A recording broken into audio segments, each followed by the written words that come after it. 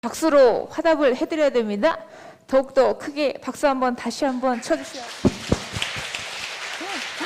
감사합니다.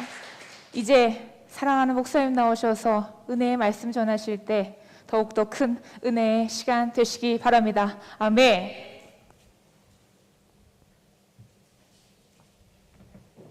모든 영광 하나님께 돌리겠습니다. 기도합니다. 하나님의 자녀가 감사 예물, 또 11주 예물, 기타 여러 가지 예물을 드렸습니다. 하나님 이들에게 은혜 내려주시고 복을 내려주시고 특별히 신앙 승리하는 복이 있어지게 하옵소서. 가정 식구들마다 모두에게 이런 신앙 승리하는 최고의 복이 날마다 있어지는 성도들 되게 하옵소서. 하나님 아버지, 이곳에 또 임재하여 주시사 또 우리는 또 이 믿음으로 예배를 드려서 예배다운 예배 드리고 가는 성도들 되게 하옵소서. 하나님 말씀을 들을 때도 믿음으로 듣게 하여 주시어서 그 말씀대로 되어지는 역사가 있어지게 하여 주옵소서. 예수님의 이름으로 기도드리옵나이다. 아멘. 오늘 하는 이 로마서는 언제 기록했느냐?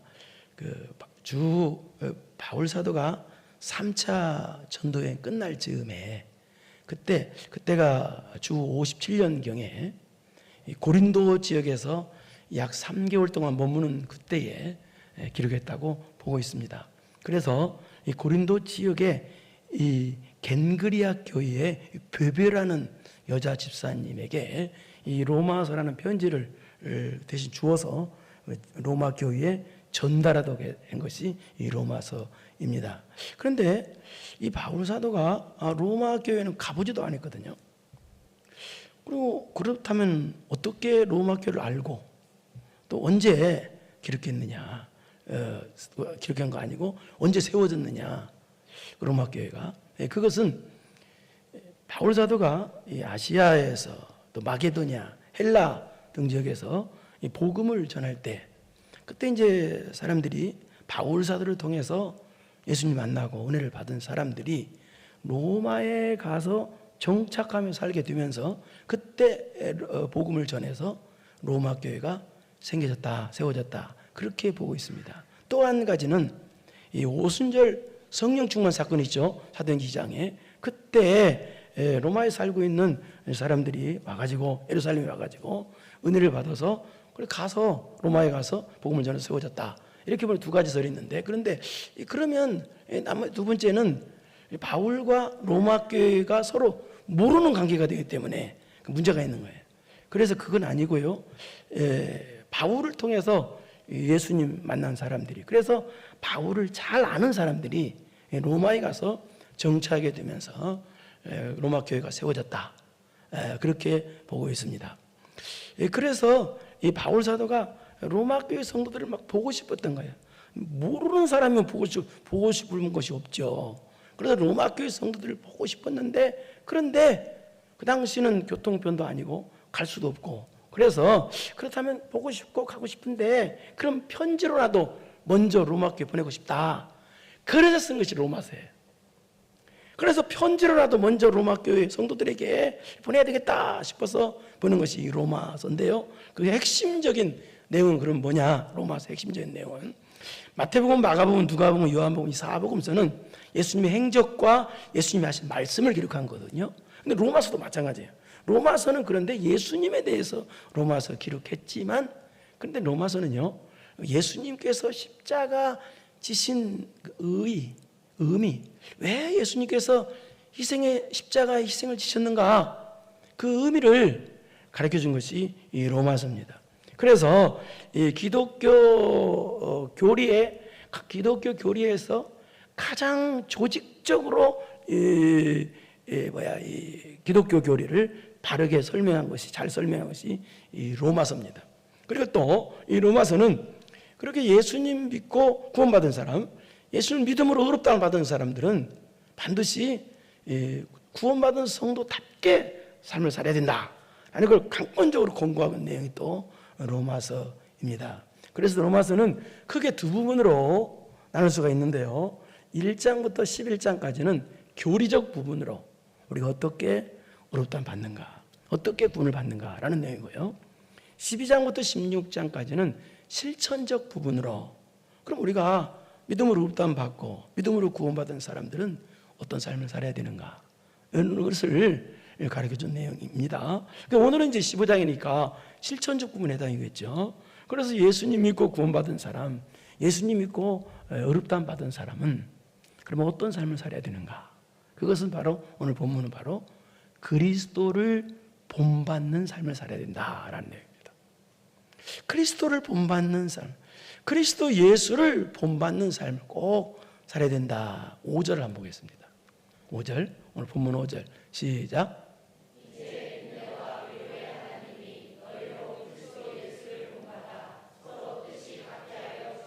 여기 그리스도 예수를 본받아라는 말이 나오죠. 여기 본받아라, 우리가 예수님을 믿고 구원받은 성도는 반드시 이 땅에서 삶을 그리스도 예수를 본받는 삶을 살아야 된다. 이것은 말로나 입술로만 본받는 것이 아니라 우리의 전 인격이, 우리의 전 생각이, 우리의 전체의 마음이, 우리의 전체 행동이 그리스도를 본받는 삶을 살아야 된다라는 뜻입니다. 여러분, 우리는 예수를 믿음으로 구원을 받았습니다. 구원을 받은 사람은 이 땅의 삶을 살 때 신앙 승리하는 삶을 살아야 됩니다. 신앙 승리하는 삶을 사는 비결이 바로 뭐냐? 그리스도를 본받는 삶이라는 얘기예요. 그러면 그리스도를 본받는 삶이 어떤 것이냐? 그리스도를 본받는 삶이 무엇이냐를 설명한 것이 오늘 본문이라고 그랬어요. 1절을 보겠습니다. 그것이 뭔가? 시작.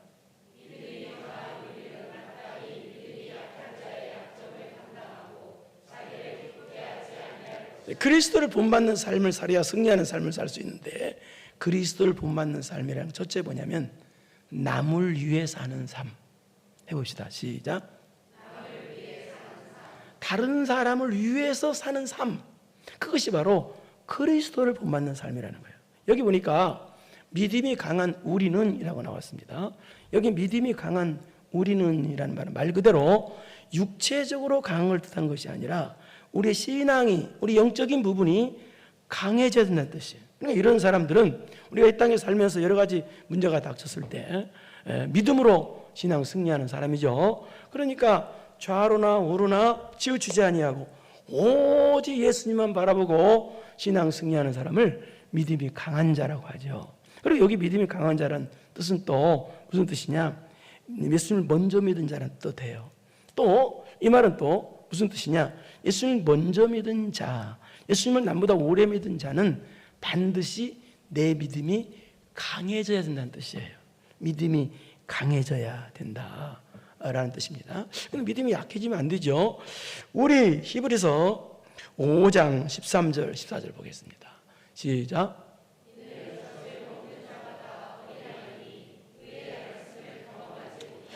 어린아이 같이 믿음이 안 자라면 안 되죠. 믿음이 자라야죠. 그러죠? 젖만 먹고 소화를 못 시키면 안 되죠. 그래서 14절 시작.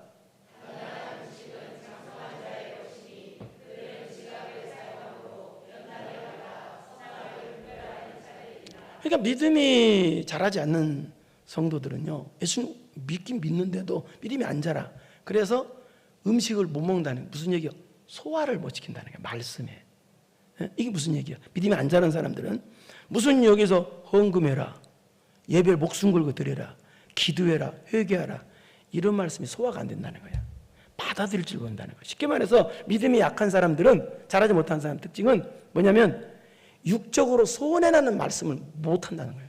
소화를 못 시킨다는 거예요. 그러나 믿음이 강한 사람은, 장성한 사람은 육적으로 어떤 소원해나는 말씀이라 할지라도 그걸 잘 받아들이고 소화하고 순종할 줄 안다라는 뜻입니다. 그런데 왜 이 말씀을 여기다 기록해 놨느냐? 그 이유는 우리가 복을 어떻게 생각해요? 복. 우리가 복을 말할 때는 어떤 복을 말해요? 물질적으로 돈을 많이 저축한 걸 복이라고 말하죠. 그러죠? 물론 그것도 복입니다만, 그러나 진짜 복은 어떤 복이냐? 여기서 말하는 복은 약했던 내 믿음이 장성하고 성장된 복이, 이거 진짜 복이라는 뜻이에요. 내 믿음이, 그래서 다시 1절을 봐봐요. 그래서 믿음이 강한 우리는이라고 강한 사람들에게 바울 사도를 포함시킨 거예요. 왜? 믿음이 강한 것이 복이니까.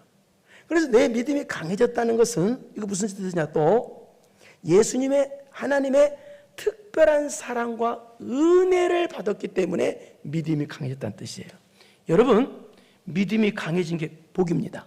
내 믿음이 성장하고 내 믿음이 발전된 게 놀라운 복. 애들을 키웠는데 애들이 자라지 않아. 그것처럼 부모가 괴로운 거 어디 있어요? 하나님을 가장 기쁘게 하시는 것은 여러분 믿음이 자라는 것입니다. 믿음이 강해지는 것입니다. 그래서 믿음이 강한 특별한 복을 받은 사람에게는 이런 복, 은혜를 받았으니까 마땅이라는 단어가 나오죠. 이 말은 빚진 자라는, 빚지다라는 의미 있는데 의무가 아니다, 반드시 이렇게 해야 된다는 뜻이에요. 왜? 믿음이 강한 놀라운 은혜 복 받았으니까. 그런데 뭐 어떤 것을, 믿음이 강한 복을 받은 사람은 어떤 것을 당연히 해야 되느냐?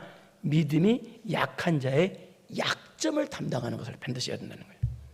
여기 믿음이 약한 자, 약점이라는 말은, 여기 약점이라는 말은 믿음이 약한 자가 지고 있는 짐이라는 뜻이에요. 짐. 무거운 짐, 나 홀로 견디다 못해 쓰러질 때 그런 짐. 그런 짐을 반드시 믿음이 강한 자는 믿음이 약한 자가 지고 있는 짐을 담당해야 된다는 거예요. 그러니까 왜 하나님께서 나에게 믿음이 강한 놀라운 복을 나한테 주셨느냐? 그 이유는 믿음이 약한 자가 지고 있는 짐을 대신 지라고. 이 말은 무슨 말이냐? 믿음이 약한 자를 위해서 살으라고, 믿음이 약한 자, 다른 사람을 위해서 살으라고 나에게 믿음이 강한 복을 주셨다라는 뜻입니다. 여러분, 모든 사람들은요, 다 약점이란 짐을 다, 짐보따리를 다 지고 있습니다. 다 가지고 있어요. 그런데 어떤 사람들은요, 다른 사람의 약점을, 짐을 수집하는 사람이 있어요. 수집.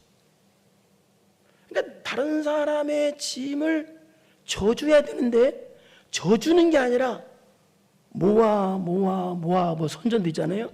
그렇게 다른 사람의 약점, 짐보다 그것을 수집해서 틈만 나면 다른 사람의 약점을 입으로 말하는 사람이 있어요. 이것은 짐을, 다른 사람의 약점을 수집하는 악한 사람이에요. 그러지 말고 다른 사람의 약점을 수집하는 사람 되지 말고 다른 사람의 약점을, 짐을 져주는 사람이 되라는 거예요. 그것이 바로 뭐냐? 믿음이 강한 자가 할 일이라는 거예요. 당연히. 그리고 또 담당하고 자기를 기쁘게 하지 아니할 것이라. 자기를 기쁘게 하지 말아야 된다는 거예요. 예? 이 말은 무슨 말이냐? 나의 입장만 고수하지 말란 뜻이에요. 그러니까 나의 유익을 위해서, 나를 위해서 믿음 강하다고 나의 유익을 위해서 신앙생활하고 나만 위해서 신앙생활하면 믿음 약한 사람이 어떻게 되겠어요? 시험 들 거 아니에요. 왜 한국교회가 안 믿는 사람한테 욕을 얻어먹는지 아세요? 믿음 있는 사람들이 자기만 위해서 믿으니까, 자기만 위해서 내 교회, 내가 나만 생각하니까 그렇게 한국교회 욕을 얻어먹는 거예요. 고린도전서 10장 33절을 보겠습니다. 시작.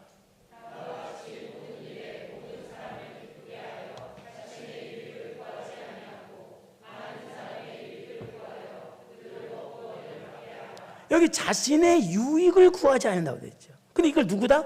나와 같이. 첫 번째, 나와 같이. 이 말은 무슨, 바울의 삶의 방식은, 바울사도 삶의 방식은 자신의 유익을 위해서 사는 게 아니라 다른 사람의 유익을 위해서 살았다는 거예요. 그러니까 여러분도 삶의 방식이 나를 위해서가 아니라 다른 사람을 위해서 살아라는 거예요. 이것이 그리스도 원받는 삶이라는 거예요. 예수님처럼, 바울처럼 그렇게 살 수는 없을까? 남을 위하여 자신들의 온몸을 버리셨던 것처럼. 왜 하나님께서 여러분에게 믿음이 강한 복을 주셨느냐? 믿음이 약한 자의 짐을 대신 져주는 삶을 살아라고. 쉽게 말해서 믿음이 약한 사람들을 그 사람들에서 믿음이 강한 사람 만들어 놓게 하려고 여러분에게 믿음이 강한 복을 주셨다는 거예요. 그래서 그렇게 하기 위해서 또 어떻게 해야 되느냐? 2절을 보겠습니다. 2절 시작.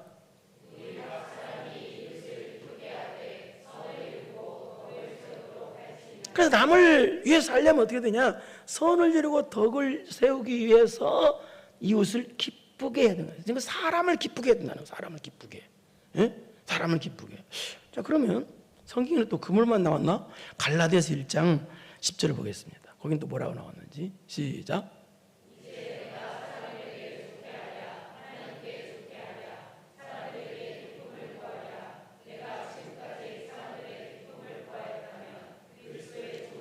이 말은 쉽게 말해서 이 말입니다. 바울서는 사람을 기쁘게 안 했다는 거예요. 그럼 성경이 틀렸나요? 그러면 방금 전에 한 말로 이 말 무슨 말이에요? 그 뜻이 여기서 말하는 사람을 기쁘게 안 했다는 뜻은 여기 뜻은 이단 같은 진리를 왜곡하는 악한 사람을 뜻합니다. 여기서는 성경이 틀린 게 아니에요. 여기서는 진리를 왜곡하는 이단 같은 악한 사람을 기쁘게 하면 그건 사탄막이 기쁘게 하는 거지. 그래서 그런 악한 사람을 기쁘게 한 게 아니라는 거예요. 다시 본문 2절 봐봐요. 그러니까 여기서 말하는 우리 각 사람이 이웃을 기쁘게 하되 여기 이웃은 진리를 왜곡시키는 게 아니라 진리를 바르게 믿고 신앙생활을 하는 사람이에요. 근데 그런 사람에도 불구하고 믿음이 약해. 응? 그런 믿음이 약하고 좀 그런 사람 있잖아요. 믿음이 약한 사람들, 소화를 못 시키는 사람들, 그런 사람 있잖아요. 말씀에 소화를 못 시키고 자꾸 흔들리는 사람들 있잖아요. 진리는 바르게 믿는데 그런 사람이 있단 말이에요. 근데 그런 사람을 기쁘게 해주라는 거예요. 그럼 어떻게 살려주기 위해서? 그럼 어떻게 기쁘게 해야 되냐? 그런 사람인데 어떻게 기쁘게 해요? 선을 이루고 여기 선을 이루고라는 말은 무슨 말이냐? 그런 사람이 죄 짓고 흔들려 내버려 두는 것이 아니라 잘한다 그러지 말고 신앙이 바르게 설 수 있도록 기쁘게 하라는 뜻이에요. 선을 이루고야. 그러니까 죄 짓는데 내버려두는 뜻이 아니고, 그 다음에 덕을 세우도록 하라. 덕을 세우도록. 그 사람의 유익을 위해서, 쉽게 말해서 이 말은 그 사람의 영혼을 살려주기 위해서 기쁘게 하라는 뜻이에요. 이게 물론 마치 옛날에 텔레비전에서 나왔던 대로 무슨 웃으면 복유하여식 그런 기쁘게 하는 것이 아니라 그런 신앙을 살려주고 영혼을 살려주기 위해서 기쁘게 하는 삶을 살아라라는 뜻이에요. 그래서 믿음이 강한 복을 줬다라는 뜻입니다. 그러니까 지금까지 한 말을 무슨 말이에요? 우리 성도는 예수님을 본받는 삶이 뭐냐? 우리 성도들은 바로 다른 사람을 살려주기 위해서 사는 삶, 남을 위해서 사는 삶, 즉 이 남을 위해서 산다는 말이 다른 사람의 신앙적인 영적인 살려주기 위해서 사는 삶, 예수님처럼. 여러분, 예수님은요 자신만 위해서 살지 않으셨어요. 우리를 살려주기 위해서 십자가 지셨어요. 그래도 우리도 마치 예수님처럼 나만 위해서 살지 말고 다른 사람을 살려주기 위해서 사는 이타적인 삶, 이타적인 신앙의 삶을 살아라는 게, 이기주의 삶이 아니라 이타적인 신앙의 삶을 사는 것이, 이것이 바로 그리스도의 본받는 삶이다라는 의미입니다. 그 다음에 3절을 보겠습니다. 시작.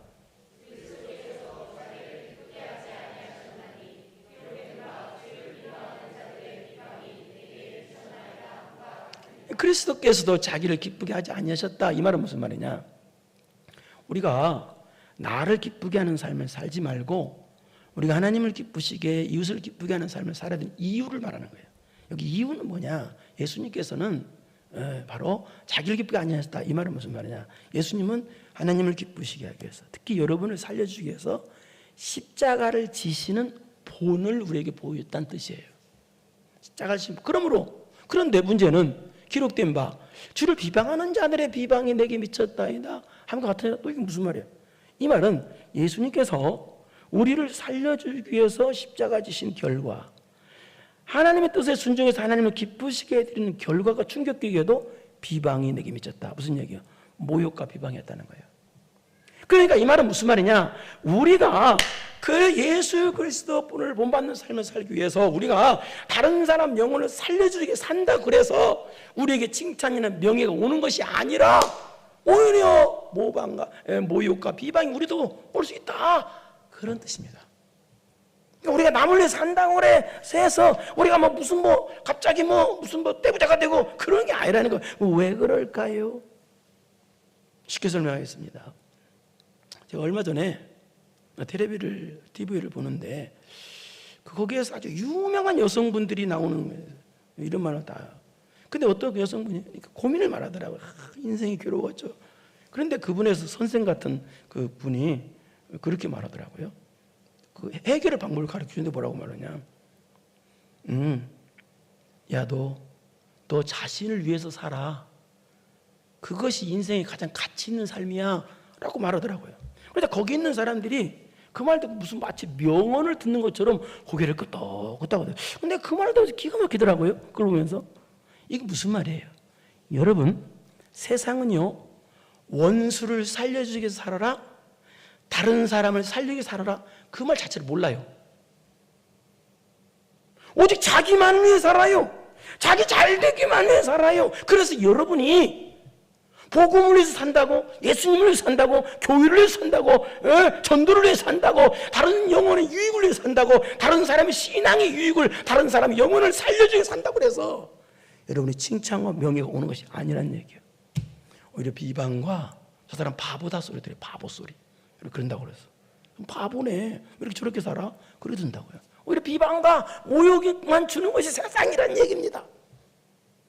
그래서 하시는 말씀이 4절에 한번 보세요. 4절 시작.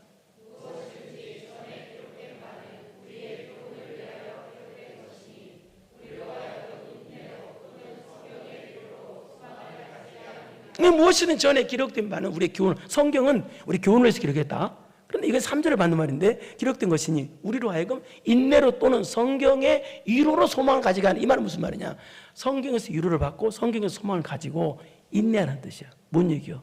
우리가 다른 사람을 살려주고 원수를 살려주게 삶을 산다고 해도 그것이 갑자기 내가 떼부자가 되고 복이 되고 그런 게 아니라 오히려 바보 소리 듣고 비방 소리 그런 걸 들을지라도 성경에서 위로를 찾고 성경의 소망을 가지고 인내하면서 계속해라, 그 뜻이에요. 그래, 이게 그 뜻이에요. 그러니까 어떻게 되겠어요? 여러분, 여기 또 인내는 한두 번 내가 다른 사람이 산다고 해서 갑자기 신앙이 갑자기 확 그 사람이 좋아지는 게 아니니까 인내하는 으로 끝까지 참고 비방이 와도 계속해서 다른 사람을 위해서 삶을 살아라는 거예요. 여러분, 이 땅에서 가장 편하고 쉬운 삶이 어떤 걸까요? 가장 쉽고 편한 삶이 답은 하나입니다. 나를 위해 사는 거예요. 그 자동적으로 돼요. 나를 위해서 텔레비도 사고, 나를 위해서 솥단지도 사고, 나를 위해서 꽁치도 사고, 나를 위해서 칼치도 사고. 이건 아멘 안 해도 돼요, 이건요. 이렇게 막 살아. 나를 위해서 쉽다고요. 남을 위해서 꽁치 사고, 남을 위해서 할 수 있나요? 안 되는 거예요, 이게 잘. 원수를 살려주게 사는 것은 오직 예수님 만나야만이 되는 거예요. 근데 여러분 어때요? 예수님 만나고 정말 복음을 위해서 살고 원수를 살려주기 위해 살고 다른 영혼을 살려주기 위해 살면 어때요? 어렵죠. 잘 안 돼요. 거기다가 비방까지 있어. 또 내가 살려줬는데 또 나한테 막 욕까지 해. 그럼 어떻게 돼? 에이, 내가 복음을 위해서 예수님을 위해서 다른 영혼을 위해서 살려주기 위해 살았는데 이게 뭐야? 손해만 나고 에이 그만두겠어. 그러지 말란 얘기예요. 어차피 그런 비방과 그런 거 있으니까 그럼에도 불구하고 어떻게 된다? 우리는 원수를 살려주기 위해서 다른 사람을 유익을 위해서 이타적인 신앙의 삶을 변치 않고 계속 살아라, 그 말입니다. 아시겠죠? 어렵지만 그렇게 살기를 바랍니다. 그게 바로 그리스도를 본받는 승리하는 삶이다, 그 말입니다. 그래서 5절을 보십시오. 5절 시작.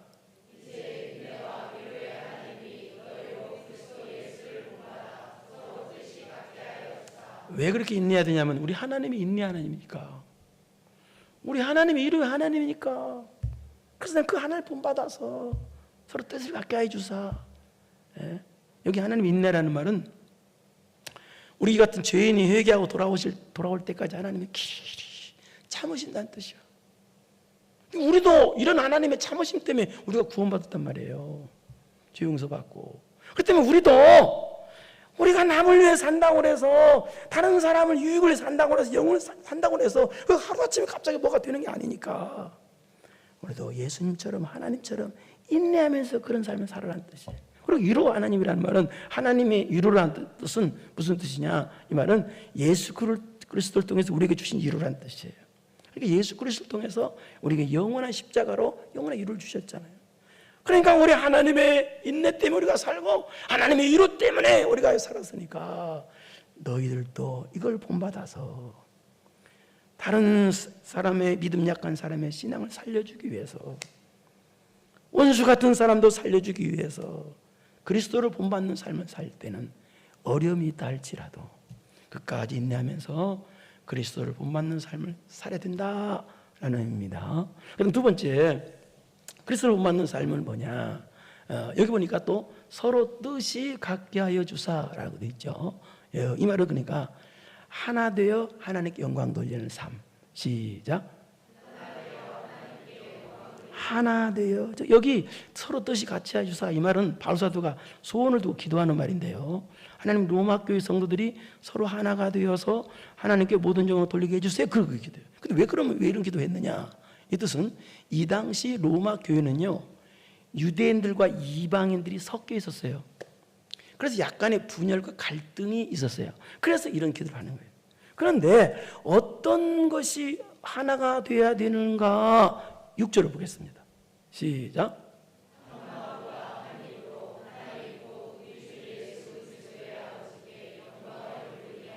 한 마음과 한 입으로. 그러니까 뭐가 하나가 되어야 되느냐면 우리의 신앙의 마음이 하나가 되어야 된다는 거예요. 한 입으로는, 여기 한 입으로라는 말은 우리의 신앙 고백이 하나가 되는 뜻이에요.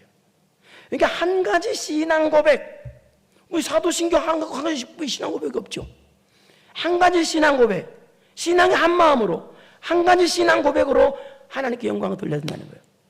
이 말은 방금 전에 했습니다. 로마 교회 성도들이 약간 분열이 있었어요.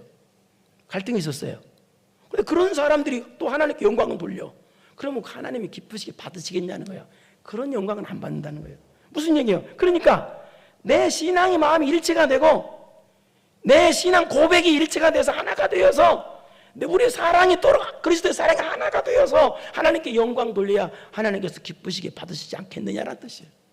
여러분, 사탄 마귀는요 분열을 갖다 줍니다. 분열.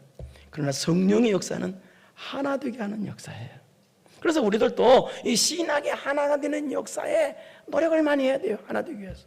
그리고 또 영광을 돌리게 하려 함이라. 여기 영광을 돌린다는 말은 무슨 뜻이냐? 영광을 돌렸다 안 돌렸다 그런 뜻이 아니고요, 계속적으로 영광을 돌린다는 뜻이에요. 그러니까 두 번째, 방금 얘기했습니다. 두 번째, 그리스도를 본받는 삶이라는 건 뭐냐? 신앙으로 하나 되어서 하나님께 영광 돌리는 걸 계속하는 걸, 이것을 그리스도를 본받는 삶이라 그렇게 말합니다. 그런데 주변에 보면은요, 이런 사람도 있어요. 내가 미워하는 사람이 하나님께 매를 맞았다고 봅시다. 내가 미워하는 사람이. 그러면 이러는입니다. 하나님, 저 왼수 같은 사람이 매 맞았습니다. 나한테 잘못했더니 매 맞았습니다. 모든 영광 하나님께 돌립니다. 그런 이상한 영광을, 그건 절대 그런 영광 돌리면 안 돼요. 큰일 납니다. 또 나쁜 영광 돌림, 해서는 안 될 영광 돌림 뭐냐? 나한테 좋은 일만 생겼을 때 영광 돌리는 거. 나한테 잘 되는 일만 생기면 하나님 영광 돌려. 나한테 안 좋은 일 생기면 불평 돌리고, 그런 영광 돌리면 안 돼요. 이게 그 뜻이에요. 계속 나한테 잘 되든 못 되든 내가 예수님 믿고 구원받은 거 영광 돌리길 바랍니다. 육적으로 안 되는 일이 생기든 육적으로 잘 되는 일이 생기든 그거 상관없이 하나님께 영광 돌리러 왔습니다. 여러분, 교회는요, 이 모든 영광 하나님께라는 이런 목적으로 존재하는 것이 이게 교회입니다. 교회가 모든 영광 하나님께라는 이 존재 목적을 상실하면 그건 교회의 존재 가치를 상실한 거예요. 그래서 한 마음과 한 신앙 고백으로 함께 모든 영광을 계속 드는 이것이 그리스도 본받는 삶이라는 거예요. 여러분, 예수님 믿고 구원받은 성도들은요, 반드시 예수님을 본받는, 예수 그리스도를 본받는 삶을 살아야 됩니다. 그 첫째 뭐라고요? 다른 사람을 살려주기 위해 사는 삶, 즉 이타적인 신앙의 삶. 이기주의적 신앙생활, 나를 위해서 기도하는 건 목숨을 기도하는데 하나님이 아무개 집사님 제발 좀 신앙생활 똑바로 하겠어요. 그건 왜 눈물 흘리면서 기도를 못하냐고요. 아무개 우리 남편 예수님 믿게 해달라고 왜 눈물 흘려 그건 기도 못하냐고요. 내 문제만 놓고 기도할 줄 알지. 이기주의적 신앙생활은 안 된다는 거예요. 원수까지라도 살려주기 위한 이타적인 신앙의 삶, 이것이 그리스도를 본받는 삶이라는 얘기입니다. 두 번째는 뭐라고요? 하나가 신앙으로 하나가 돼요. 아시겠죠? 신앙으로 하나가 되어 하나님께 영광 돌림을 계속하는 것. 나에게 안 좋은 일이 생겨도 시작. 설교 들었습니까? 나에게 안 좋은 일이 생겨도 시작. 모든 영광 하나님께. 나에게 좋은 일이 생겨도 모든 영광 하나님께. 그게 그 뜻이에요. 그러니까 신앙으로 하나 되어서 하나님께 영광 돌리는 걸 계속하는 걸. 여러분 이런 그리스도를 본받는 삶을 살아서 여러분의 인생이 승리가 되고 신앙이 승리가 되는 여러분 되기를 축원합니다. 걸어가시고 내려오신 아버지 하나님 감사합니다. 신앙 실패자가 되는 것은 영원토록 실패자입니다. 신앙 승리자가 영원토록 승리자입니다. 신앙 승리자가 되는 비결은 그리스도를 본받는 삶입니다. 이타적인 신앙의 삶을 살고 신앙으로 하나가 되어 하나님께 영광 돌리는 걸 계속하는 성도들 되게 하여 주옵소서. 그래서 신앙 승리하는 영원토록 승리하는 멸류관의 주인공들 다 되게 하여 주옵소서. 예수님의 이름으로 기도드리옵나이다. 아멘. 이제는 우리 구주 예수 그리스도의 은혜와 전능하신 하나님 아버지의 무한하신 사랑하심과 성령님의 교통교제 감동 감화하심이 이타적인 신앙의 삶을 살고 신앙으로 하나가 되어서 모든 정화 하나님께 돌리는 삶을 변함없이 살기로 마음 깊이 결단하고 돌아가는 사랑으로 사랑하는 성도들 머리머리 위에 이제로부터 영원토록 함께 있을지어다. 아멘.